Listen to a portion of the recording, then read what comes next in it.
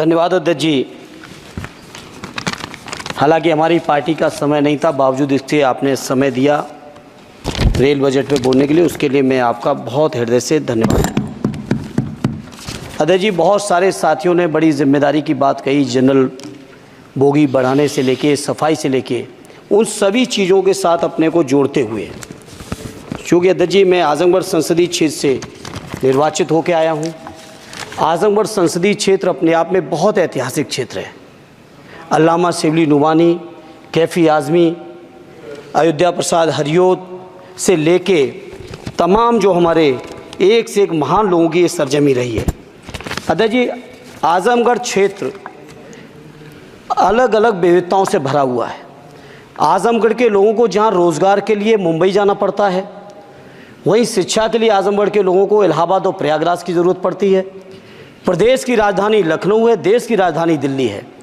इसलिए मैं अपनी ओर से अपने क्षेत्र के लिए आजमगढ़ से मुंबई, जो कोरोना से पहले, माननीय मंत्री जी ध्यान दे दें, कोरोना से पहले आजमगढ़ से मुंबई एक रेल चलती थी जो कोरोना काल से बंद चल रही है। हमारा अनुरोध है कि उस रेल को न केवल वो साप्ताहिक थी, उस रेल को हर दिन के लिए शुरू किया जाए, बल्कि साथ ही साथ आजमगढ़ से लखनऊ, आजमगढ़ से इलाहाबाद, जहाँ पे इंटरसिटी से डेली लोग आवागमन कर सकें, आ जा सकें, उसके लिए इस ट्रेन को भी शुरू कराने की कृपा करें।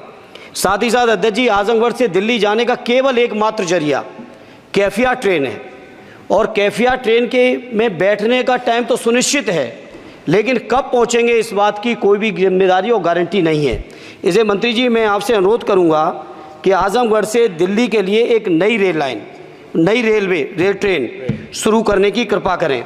मैंने जनरल बजट की चर्चा में भी जिक्र किया था, आजमगढ़ से बनारस से बायां आजमगढ़ गोरखपुर तक नई रेल लाइन का बड़ा प्रचार किया गया अध्यक्ष जी। हमसे पूर्व सांसद ने बहुत प्रचार किया कि हमने सैंक्शन करा दिया है, लेकिन उस पर अभी एक भी रुपए की बजट न स्वीकृत है, न उस योजना का स्वीकृत है। सर्वे ज़रूर हुआ है, डीपीआर ज़रूर बनी है, लेकिन उसकी स्वीकृति मंत्री जी और फंड अभी बाकी है। मैं उम्मीद करता हूं कि आप इसको ज़रूर ध्यान देंगे। साथ ही साथ अध्यक्ष जी, आजमगढ़ में जहानागंज से सठियाओं के बीच रेलवे ओवरब्रिज न होने की वजह से घंटों जाम लगता है।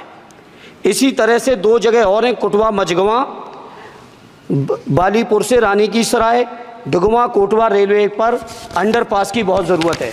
अध्यक्ष जी एक मिनट और लेंगे।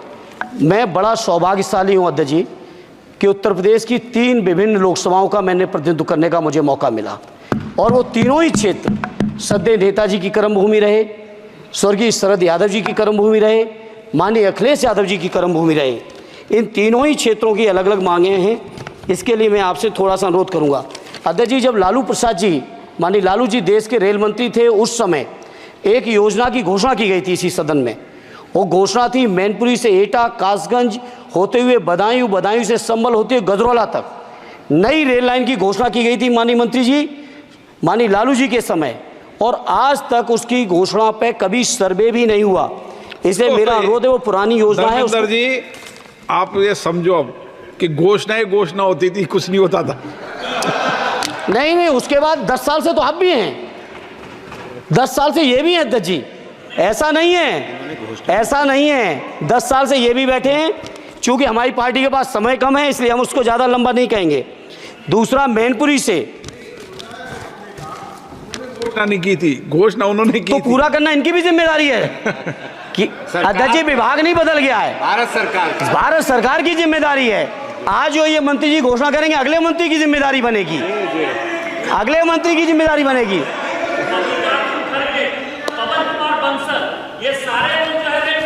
अरे 10 साल का हिसाब दे दो, अरे 10 साल का हिसाब दे दो। चलिए धर्मेंद्र जी, अरे मेरे पास समय कम है, उसका दुरुपयोग ना करो। धर्मेंद्र जी बोलिए। अध्यक्ष जी, मैनपुरी से दिल्ली के लिए, मैनपुरी से लखनऊ के लिए, बदायूं से लखनऊ के लिए, बदायूं से दिल्ली के लिए ये रेल लाइनों की सख्त, रेलवे ट्रेनों की सख्त ज़रूरत है। माननीय मंत्री जी, 5वें नंबर की आपकी इकोनॉमी आ गई।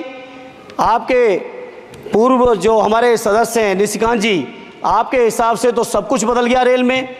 अरे कुछ तो दे दो कि केवल उधर के लिए सब कुछ है, बिल्कुल सही, केवल सब कुछ उधर के लिए है। तो सबका साथ सबका विकास का नारा बंद करो। और अगर नारा देना है, नारे को सच बनाना है, प्रधानमंत्री जी की बात को सही साबित करना है, तो माननीय मंत्री जी ये जो मांगे हमने रखी हैं, आजमगढ़ लोकसभा के लिए रखी, मैनपुरी के लिए रखी, आजमगढ़ के लिए, बदायूं के लिए रखी, संभल के लिए रखी, एटा के लिए रखी, इन सभी को पूरी कर दीजिए मंत्री जी। और नहीं कर सकते हैं तो कम से कम इस सदन के अंदर तो सबका साथ सबका विकास नारा देना बंद ही कर दो। और नारा जिस दिन देना बंद कर दोगे और ये कह दोगे कि आप विपक्ष में आपका नहीं करेंगे, उस दिन हम अपने क्षेत्र के लोगों को संतुष्ट भी कर लेंगे। हमारे क्षेत्र के लोग इतने स्वाभिमानी लोग हैं। माननीय अध्यक्ष जी कि आपने मुझे रेल बजट पर बोलने का मौका दिया। मैं माननीय प्रधानमंत्री जी और माननीय रेल मंत्री जी को बहुत बहुत लाइट हाँ बीच में छूट गया, आ गई। तो धन्यवाद अध्यक्ष जी।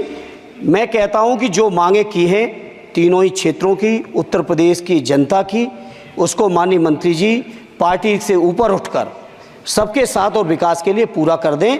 आपकी बहुत बहुत मेहरबानी होगी, नहीं तो ये नारा बंद करो। बहुत बहुत धन्यवाद। संजय जायसवाल जी बहुत